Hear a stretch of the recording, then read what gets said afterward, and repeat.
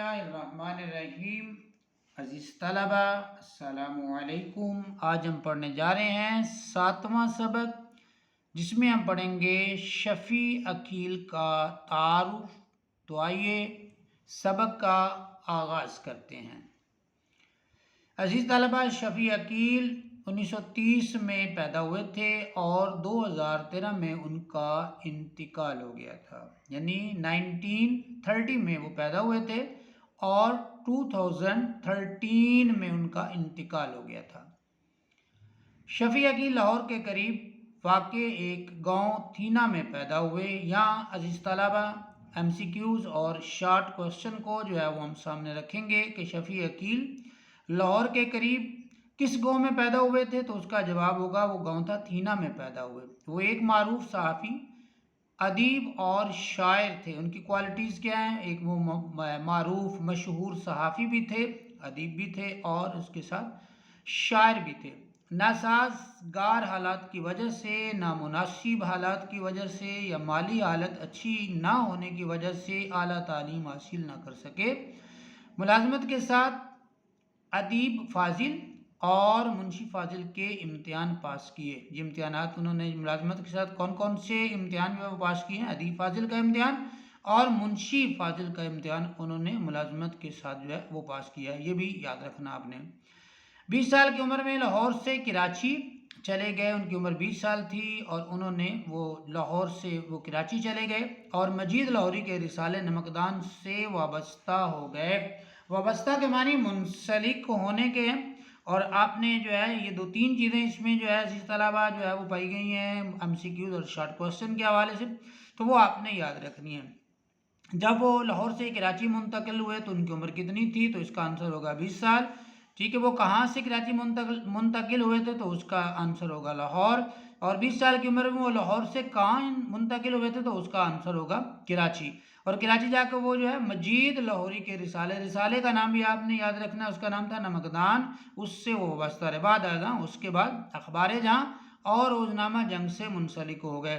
پہلے وہ مجید لاہوری کے رسالے نمکدان سے وابستہ رہے، اس کے بعد اخبار جہاں اور روزنامہ سے بھی وہ وابستہ رہے۔ یہ چیزیں پیارے بچوں آپ نے یاد رکھنی ہیں۔ ان کا اسلوب سادہ اور سلیس ہے۔ اسلوب کہتے ہیں انداز تحریر کو، ان کے لکھنے کا جو سٹائل ہے، انداز ہے، طرز تحریر ہے، وہ سادہ بھی ہے اور آسان بھی ہے، سلیس بھی ہے۔ ان کے تراجم ایسے ہیں کہ ان پر تبعزاد ہونے کا گمان ہوتا ہے، اندیشہ، شک بڑھتا ہے۔ تبعزاد ہونا یعنی کہ ایسا لگتا کیا تو انہوں نے ترجمہ ہے، لیکن معلوم ایسے ہوتا ہے کہ جیسے انہوں نے یہ خود سے تخلیق کیا ہوا، یعنی کہ تبعزاد ہونے کا ان پہ وہ شک گزرتا ہے۔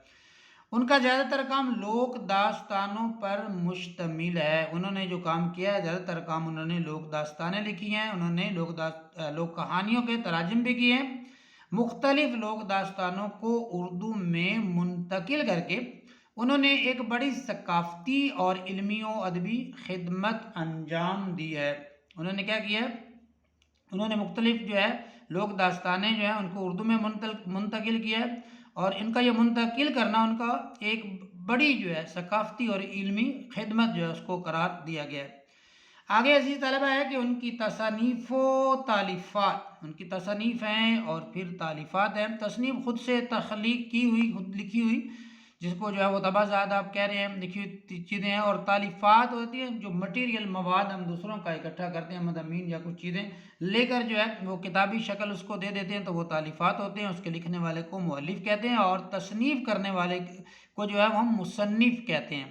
یہ جو تصنیف ہیں اس کو لکھنے والا مصنف ہے، اور جو تالیفات کرنے والا ہے، اکٹھا کرنے والا ہے، اس کو مؤلف کا نام دیتے ہیں۔ ان کی تصانیف و تالیفات میں پنجاب کی لوک کہانیاں، پنجابی لوک داستانیں، چینی لوک کہانیاں، پنجابی لوک کہانیاں، ایرانی لوک کہانیاں، پیرس ہے، مجید لاہوری ادبی مکالمے اور ہماری منزل، غازی یا شہید شامل ہیں۔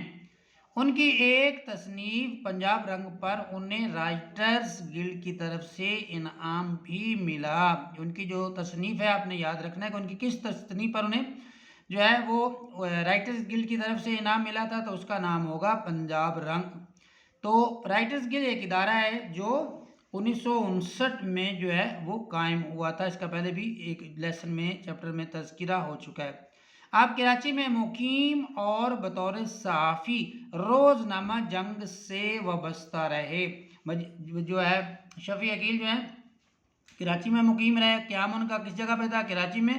اور بطور صحافی روزنامہ جنگ سے وہ منسلک رہے، جڑے رہے. اس روزنامہ جنگ میں جو ہے وہ کام جو ہے وہ کرتے رہے. اسی طلبہ اس میں جو چیز آپ دیکھنے والی ہے ان کی تصانیف و تالیفات. اگر کوشچن بنتا ہے شارٹ کوشچن کے شفیع عقیل کی چند تصانیف کے نام لکھیں، تو اس میں پنجاب کی لوک کہانیاں، پنجابی لوک داستانیں، چینی لوک کہانیاں، اس طرح کی یہ جو ان کی کتابیں ہیں جاپانی لوک کہانیاں، تو اس میں اس کے نام جو ہے وہ ہم یاد رکھیں گے تاکہ جو ہے اگر کوئی شارٹ کوشچن اس نوعیت کا آتا ہے تو ہمارے لیے جو ہے وہ پریشانی کا باعث نہ بنے، ہم بآسانی جو ہے اس کا آنسر جو ہے وہ تحریر کر سکیں. تو عزیز طلبہ یہ تھا شفیع عقیل کا مختصر مگر جامع تعارف. ملتے ہیں انشاءاللہ اگلے سبق کے ساتھ. تب تک اس سبق کو پڑھیے، سنیے، یاد کیجیے اور آنے والی اگلی ویڈیو کا انتظار کیجیے. اللہ حافظ.